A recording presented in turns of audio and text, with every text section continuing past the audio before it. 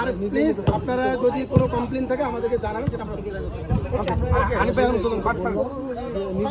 এই পর্যায়ে খেলার উদ্বোধন শুরু করছেন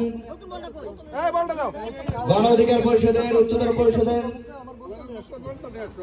সদস্য এবং গণমাধ্যম বিষয়ক সম্পাদক, আজকের খেলার উদ্বোধক জনাব আবু হানিফ ভাই।